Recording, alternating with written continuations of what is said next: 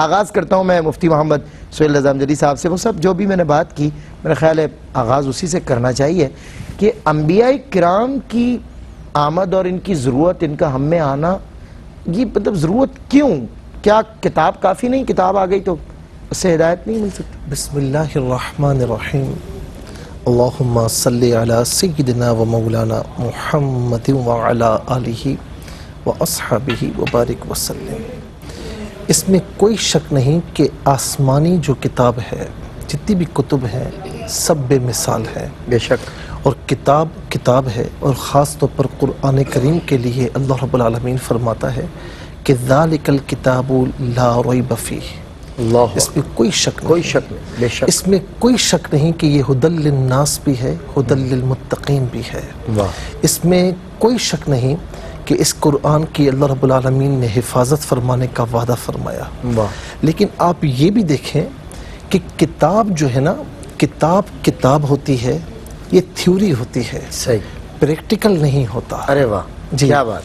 پیغمبر علیہ السلام تشریف لا کرنا اسے پریکٹیکلی اپناتے ہیں، پریکٹیکل وہ ہوتے ہیں، عملی نمونہ پیش فرماتے ہیں. بہت اچھے. سبحان اللہ. سبحان اللہ. اچھا، دوسری بات اس میں یہ بھی ہے کہ قرآن کریم کا جب تعارف کروایا جا رہا ہے نا قرآن کریم میں ہی، تو آپ یہ دیکھیں کہ بہت سے مقامات ایسے ہیں، جیسے مثال کے طور پر تبارک الذی نزل الفرقان علی عبدہ.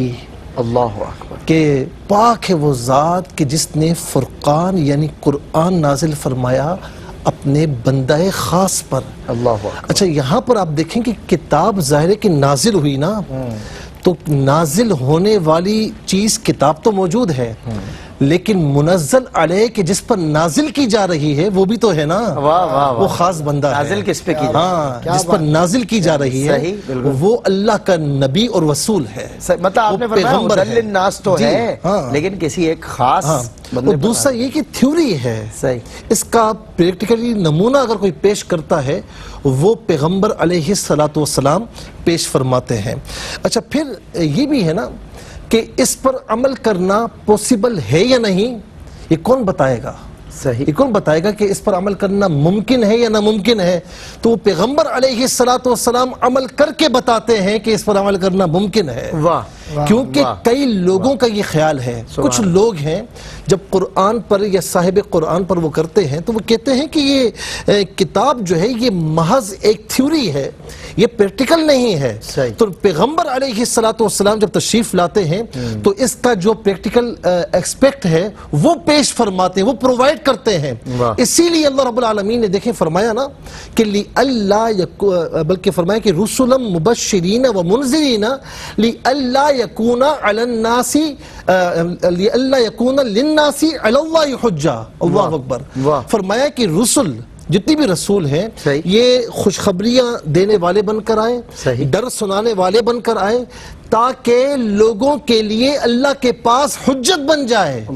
تاکہ لوگ یہ نہ کہیں کہ مولا ہمارے پاس تو کوئی نہیں آیا تھا، کتاب تو نے بھیجی تو کتاب نے تو ہم نے پڑھ لیا کتاب تو سمجھ نہیں، اب ہمیں نہیں پتا کہ اس پر عمل کیا جائے نہ کیا جائے. تو اللہ کے پاس حجت قائم ہو جائے کہ نبی اور رسول آئے تھے، انہوں نے عملی نمونہ پیش فرمایا تھا، انہوں نے بتایا، ثابت کیا کہ اس کتاب پر عمل کرنا ہر دور میں ممکن ہے. اور اللہ رب العالمین یہ بھی فرماتا ہے نا کہ وَمَا كُنَّا مُعَذِّبِينَ حَتَّى نَبْعَثَ رَسُولًا.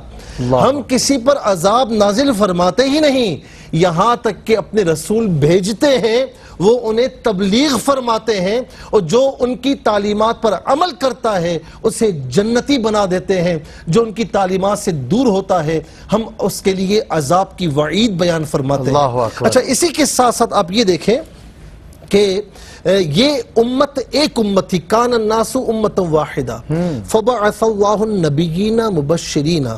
اللہ رب العالمین نے مبشرین بھی بھیجے اور جو ہے وہ منذرین بھی بھیجے، یعنی رسول بھیجے. اچھا، اب کیا ہوا کہ اختلاف قائم ہوا، اختلاف آپس میں ہوا ان کے، تو یہ امت تتر بتر ہوئی.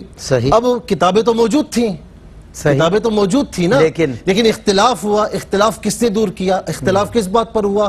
عقائد میں اختلاف ہوا، اعمال میں اختلاف ہوا، بتوں کو پوجا جانے لگا، نظریاتی فکری عملی انتشار ہوا. وہ دور کون کرے گا؟ وہ دور اللہ کا پیغمبر آ کر کرے گا.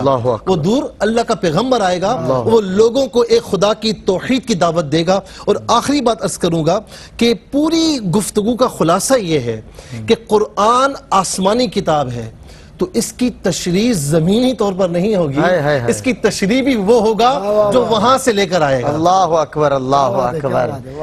میں ماشاءاللہ ظاہر بنیادی جو موضوع کا ایک سوال تھا اور بنیاد جس سے فراہم ہوتی ہے اس موضوع کو مفتی محمد صفی اللہ زامجدی صاحب ارشاد فرما رہے تھے.